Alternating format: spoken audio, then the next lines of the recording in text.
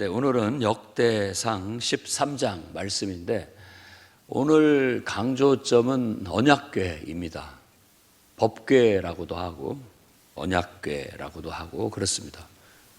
그 속에 십계명이 들어있어서 붙여진 이름입니다. 법이라는 것도 십계명을 말하는 거고 언약이라는 것도 십계명을 말하는 거예요. 그래서 십계명이라는 그 언약을 중심으로 해서 이스라엘과 하나님과의 관계가 이렇게 설정되어 있는 그런 끊을 수 없는 관계. 그래서 모든 언약은 다 그런 거 아닙니까? 서로 쌍방간에 이렇게 손을 잡는 건데 우리가 하나님과 우리의 손을 잡는 것은 보통 이렇게 잡았다고 이렇게 많이 얘기를 합니다. 이게 뭐 로마 군인들 인사 이렇게 서로 악수하는 거라고 하는데 그만큼 끈끈한 관계를 얘기합니다. 왜냐하면 이렇게 잡았을 경우는 이렇게 잡는 경우는 한 손이 놓으면 떨어지지만 이렇게 잡았을 경우는 한 사람이 놔도 한 사람이 안 놓으면 붙잡혀 있는 거예요. 관계가 그렇게 쉽게 끊어지지 않는다라는 거죠. 그만큼 무슨 일이 있어서 서로 좀 의심을 하고 불신이 생겨서 누군가 한 사람이 손을 놓더라도 손을 붙잡고 있는 것이다 라고 했는데 우리 인간은 하나님을 때로는 좋게도 생각했다가 때로는 원망도 하다가 하면서 한 손을 놓을 수 있어도 하나님은 헤세드 변함없이 우리를 사랑하셔서 그 손을 놓지 않는다라는 그런 은혜를 그런 것으로 또 한번 생각해 볼 수가 있겠습니다. 하나님은 창세 이래로 아니 창조부터가 하나님이 우리를 사랑하셔서 우리를 창조하셨고 기본 기조가 사랑이에요. 모든 인생의 기본 기조는 사랑입니다. 여러분들이 하려는 모든 일들 또 살아가는 모든 기초는 다 사랑입니다. 그것의 변형들이지 다른 거 아닙니다.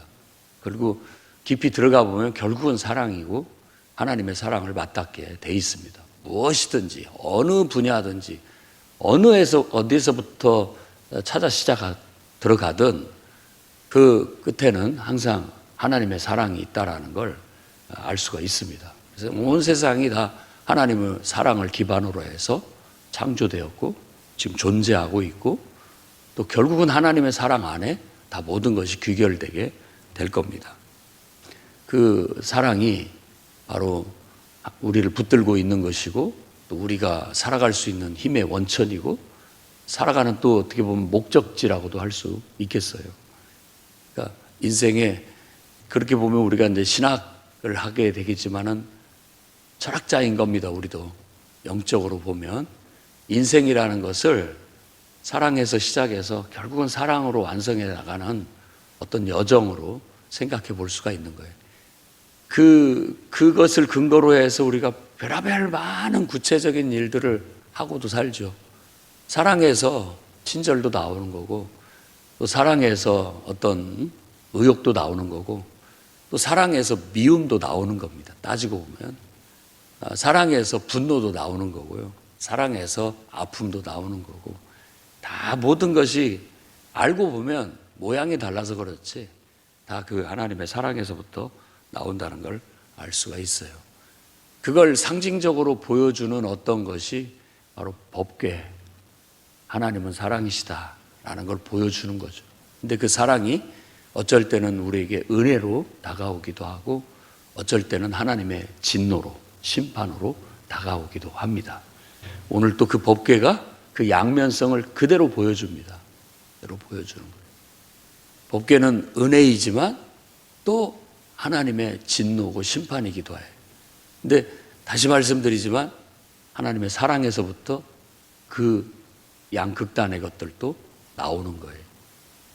그래서 깊이 생각하면 하나님이 우리에게 은혜를 베풀 때도 사랑을 느끼고 또 하나님께서 우리에게 진노를 내리실 때에도 하나님의 사랑으로 느낄 수 있다라는 것이 되겠죠.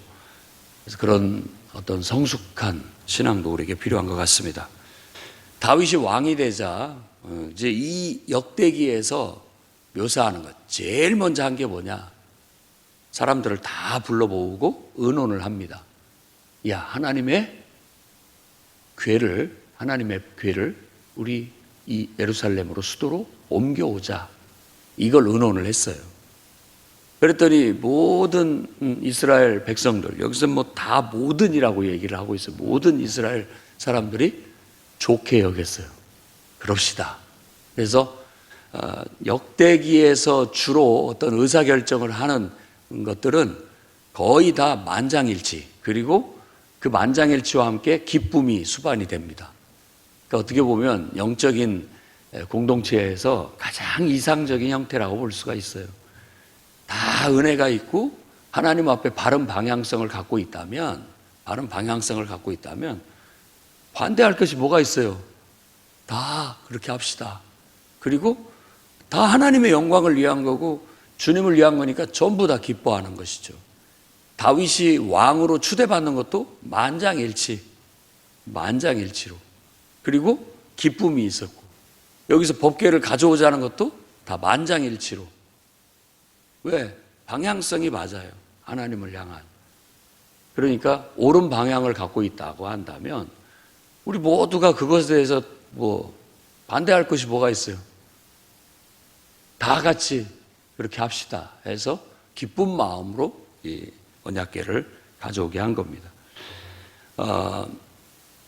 열왕기에서는 다르게 묘사를 하고 있습니다만은 거기서는 한 3만 명을 뽑아가지고 인도했다고 하는데, 여기서는 온 이스라엘이 이 법궤를 이송하는데 이 어떻게 보면 잔치요 축제에 다 초대를 받아서 법궤를 이송하라 하게 됩니다.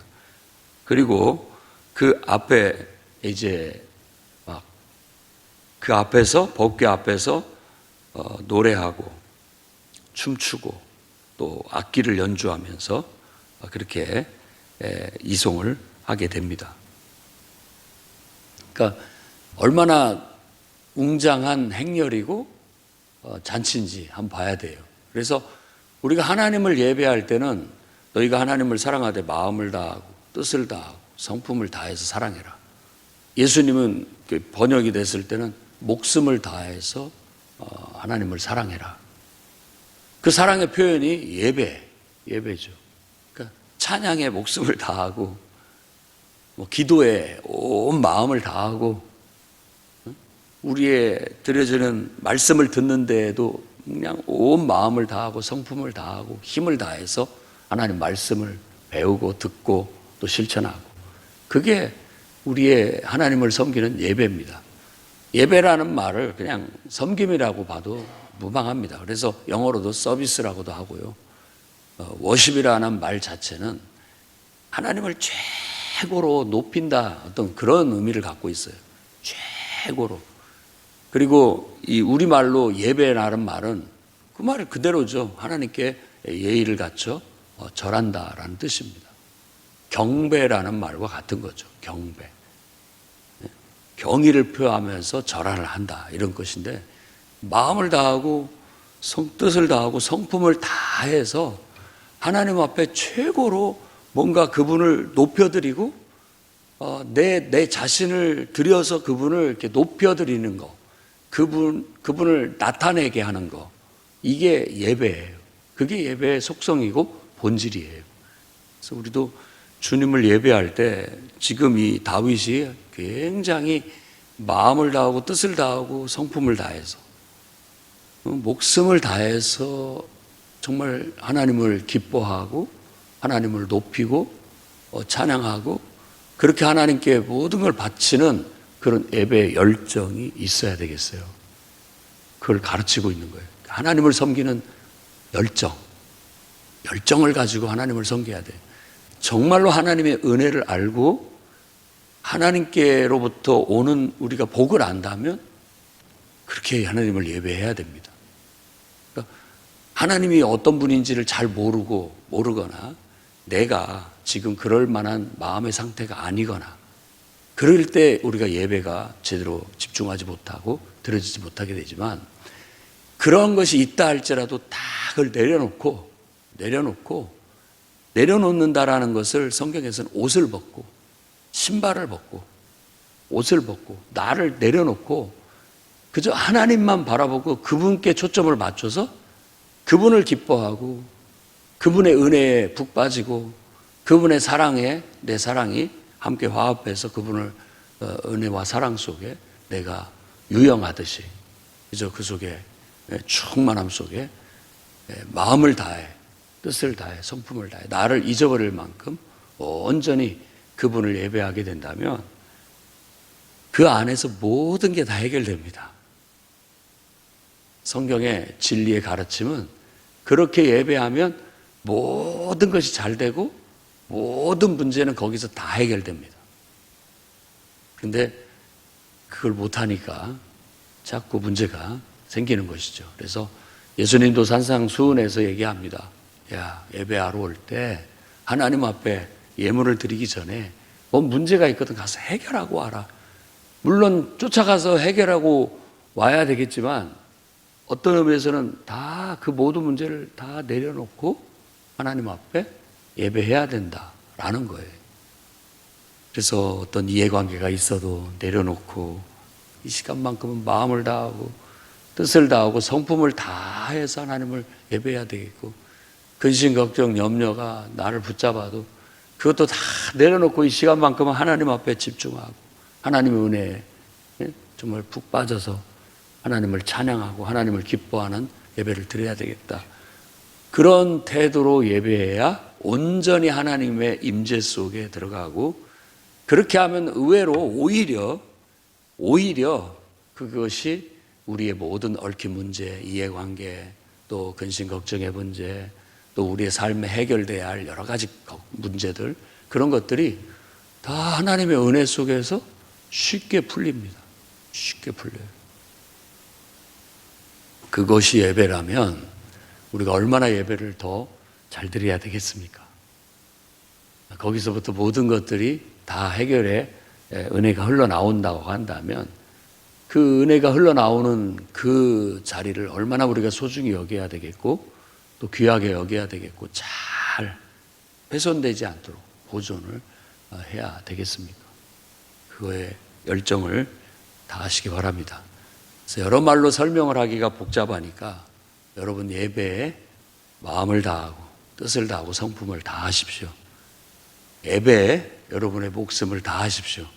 그러면 모든 것들이 거기서부터 은혜가 흘러나오게 되고 모든 것들이 해결이 될 줄로 믿습니다. 다윗은 어떤 면에서 그걸 알았기 때문에 사울 왕 때 버려져 있는 법궤 블레셋에 한번 빼앗겼다가 벳세메스 소에 의해 소가 벳세메스로 옮겨왔어요. 근데 그때 그 법궤를 잘못 다룸으로 또 벳세메스 사람들이 죽고 그러니까 또 이것들이 다른 데로 이렇게 막 떠다 남기기죠. 뜨거운 감자예요. 그냥 이게 좋은 것임에도 불구하고 사람들이 잘못 다루니까 자꾸 그걸로 인해서 하나님의 진노와 심판이 임하는 거예요. 그러니까 무서우니까 자꾸 떠넘기는 이런 식으로 해서 아비나답의 집에 오랫동안 방치되어 있었어요. 이게 얼마나 그 영적인 현실을 보여줍니까? 마치 우리의 예배 생활이 방치되어 있는 것 같아요. 어느 한 구석에. 원래 있어야 할 중심 자리에 들어와야 되는데 중심 자리에 있지가 못하고 지금 어느 좀 변방에 어느 곳에 왜? 하나님을 예배하는 것이 썩 유쾌하지 못하고 우리에게 뭔가 좋은 것을 얻지 못했다고 생각을 하는 거예요. 아주 인간이 얼마나 어리석고 단순한지 보여주는 거죠. 자신들이 하나님을 잘못 섬긴 것에 대해서 생각지를 않아요. 자신들이 하나님을 섬기면 하나님은 당연히 나한테 내가 원하는 걸 줘야 된다라는 어떤 그런 자기중심적인 신앙. 그러니까 금송아지 신앙이죠. 금송아지 신앙. 자의적 숭배에 한계에 갇혀서 하나님을 이렇게 거부하는 그런 형태가 나타나게 되는 겁니다. 다윗은 그러지 않았습니다. 하나님을 정말로 마음을 다하고 뜻을 다하고 성품을 다해서 사랑해야 된다라고 생각했고 그렇게 하려고 노력했던 사람이라고 볼 수 있어요. 그게 바로 이제 법궤와 성전에 대한 열심이에요. 하나님을 높이고 하나님을 예배하는 데에 대한 열심, 하나님을 섬기는 것에 대해서 자기 인생에서는 그것을 최고의 가치로 생각하는 거예요. 최고의 가치. 하나님은 우리 인생의 최고의 가치가 돼야 그게 영적 질서가 맞습니다. 그분을 중심에 두시기를 주의 이름으로 축원합니다. 그분을 중심에 둬야 돼요. 그리고 나머지 것들이 질서 있게 배치가 되어야 되는 것이지, 중심에서 벗어나게 된다면 결국은 우리가 하나님을 제대로 섬기고 있지 못하다라는 하나의 증거가 되고 마는 겁니다. 그래서 다윗은 기쁘게 그것을 다시 원래 자리에 모시자, 하나님을 중심에 모시자. 그것도 이제 예루살렘은 특별한 의미가 있는 왕도고, 모든 이 이스라엘 백성들은 이 하나님을 예배하는 또 이 언약궤를 중심으로 해서 하나가 돼야 된다라는 걸 가르치고 또 주장하게 된 거라고 볼 수 있습니다. 그래서 기럇 여아림에서부터 하나님의 궤를 이제 메어 오고자 했는데, 여기서는 지금 막 열정에 넘쳐서 하나님을 지금 예배하고 있는데, 이 법궤를 그 아비나답의 아들 우사와 아히오, 이 두 사람이 깨끗한 새술에, 지금으로 하면 최고급 세단 승용차 같은 그런 거죠. 수레에다가 그걸 싣고 소가 그걸 메고 가는 거예요. 그러니까 베세메스까지 소가 그 달구지에 끌고 오는 것처럼 똑같이 이송을 하려고 했던 거예요. 그때까지는 뭐가 잘못됐는지 아무도 몰랐습니다. 그냥 축제의 분위기였죠. 너무 기뻐하고 막 감사하면서 수레를 은혜 가운데 잘 끌고 가고 있는데, 기돈의 타작마당에 이르러 가지고 소가 폴짝 뛰었어요. 그러니까 수레도 덩달아 귀뚱하게 됐고, 법궤가 떨어질 것 같으니까 양쪽에 모시고 갔던 아비나답의 아들 중에 우사가 그 법궤를 아이고 하면서 붙잡았어요. 근데 그 즉시 우사는 하나님이 치심으로, 하나님의 진노로 죽고 맙니다. 그러니까 갑자기 그 열광의 도가니였던 예배가 갑자기 찬물이 쫙 끼얹어지는 것 같이 변해버리게 됐죠. 사람이 죽어버렸으니까 이게 도대체 무슨 일이야, 이 좋은 날 왜 이런 일이 생긴 거야 라고 하면서 모든 이송 행사는 중단이 돼버리고 만 거예요. 그리고 다윗도 아마 마음이 상했던 것 같아요. 나는 이렇게 하나님을 정성껏 예배한다고 했는데 왜 하나님은 은혜를 주시지 않고 왜 이런 나한테 재앙을 주시나 라고 생각을 했던 것 같아요. 그렇게 생각이 들지 않겠습니까?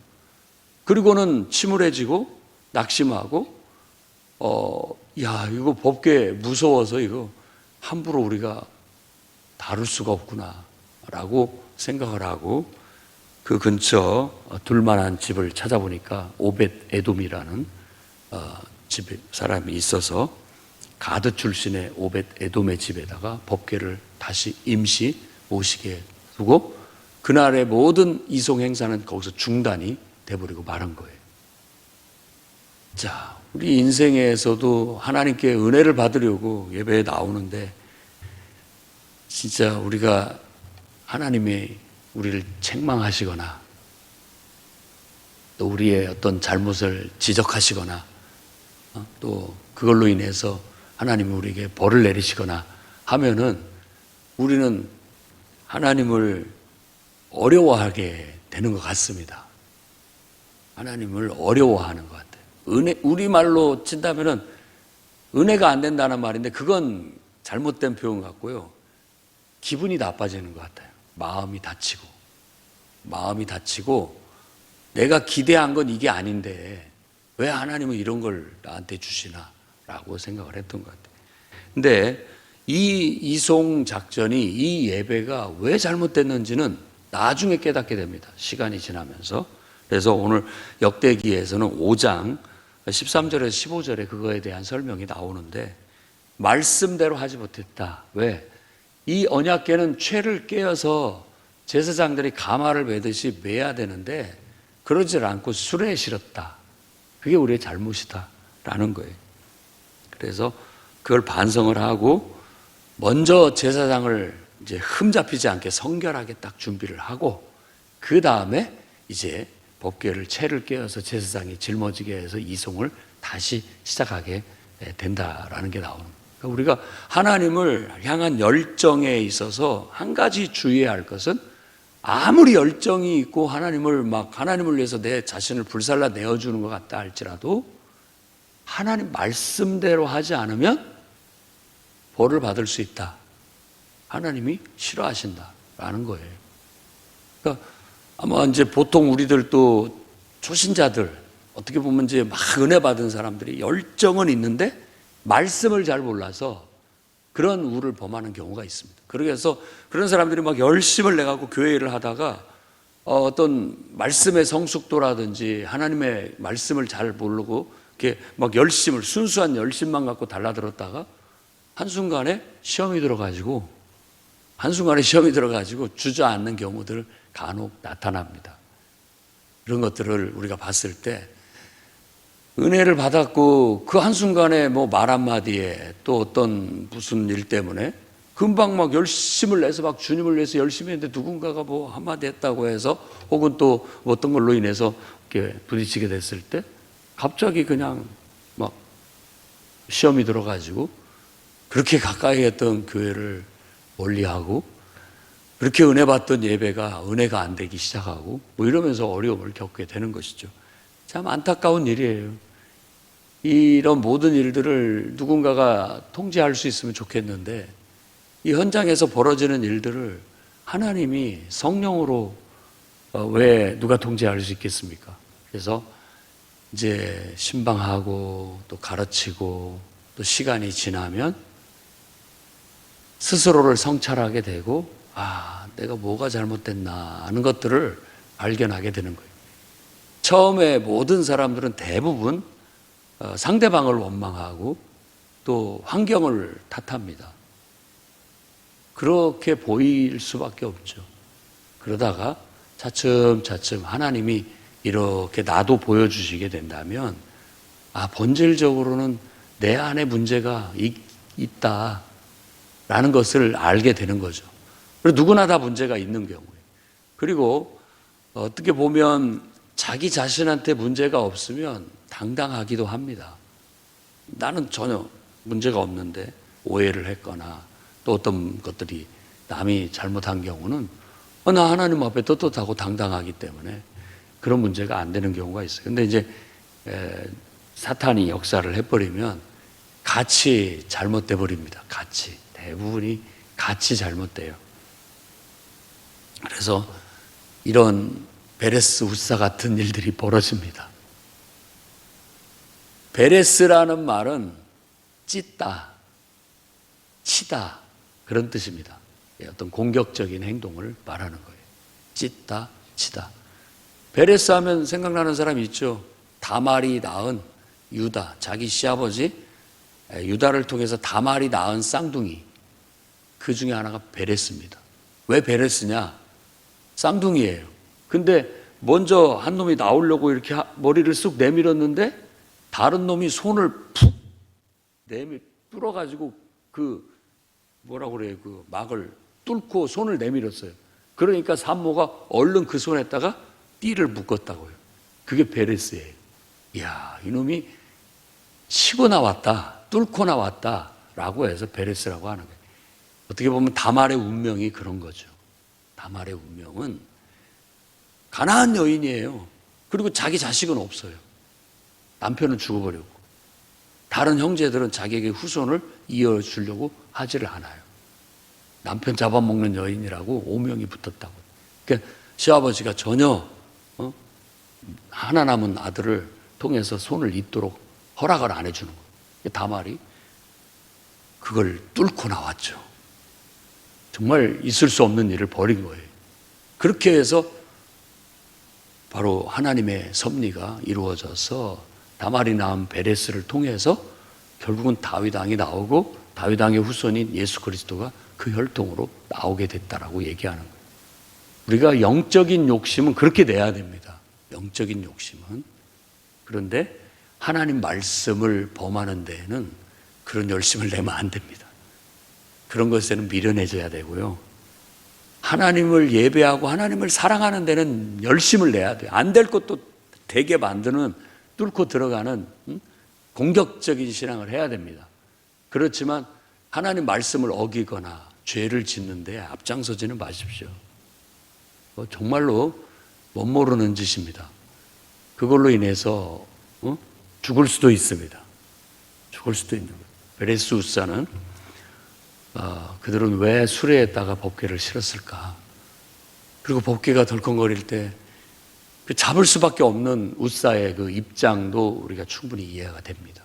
그런데 근본적으로는 결국 그렇게 하나님 말씀을 어길 수밖에 없는 그런 환경, 조건 속에서 있었다라는 것도 깊이 반성을 해야 되고, 그 모든 것들이 어떻게 보면 그것들을 다 행사를 기획하고 추진했던 어떤 보면 최고의 지도자 다윗에게, 그리고 또 그것을 의논했던 제사장과 레위 사람들, 이 사람들에게도 책임이 있다고 볼 수 있겠죠.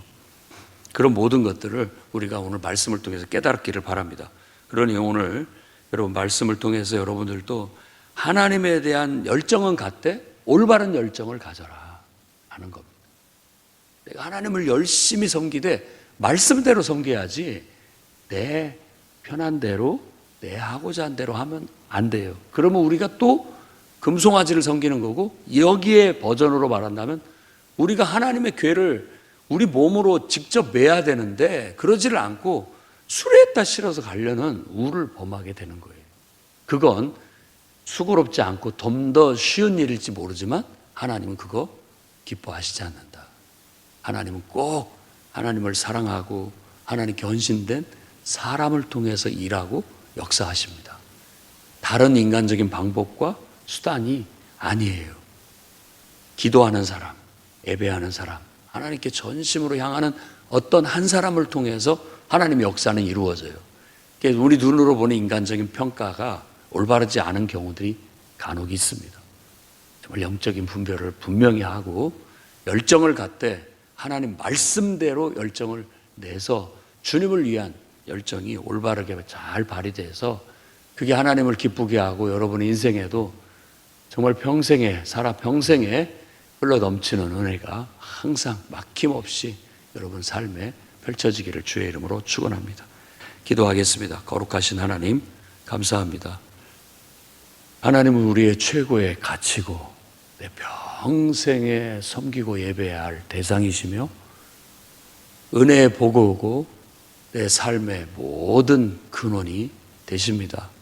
하나님을 예배합니다. 마음을 다하고 뜻을 다하고 성품을 다하고 내 목숨을 다 바쳐 주님을 사랑하고 주님을 예배합니다. 주여, 변함없는 이 중심을 가지고 죽는 순간까지, 아니 하나님 천국에 들어가는 그 순간까지 이 중심을 흐트러뜨리지 않고 살아가게 해 주옵소서. 좋은 상황에도 나쁜 상황에도 변함없이 이 마음만은 변치 않게 해 주시옵소서. 열정을 다하여 하나님을 사랑하되 잘못된 길로 가지 않게 하시고 또 우리 생각대로 하지 않게 하시며 오직 하나님 말씀대로만 순종하여 나아가 내게 중심을 두지 않고 하나님 말씀에 중심을 두어 하나님을 기쁘게 하는 그런 영적인 삶을, 질서 있는 영의 삶을 똑바로 살아가게 해 주시옵소서. 예수님 이름으로 기도드립니다.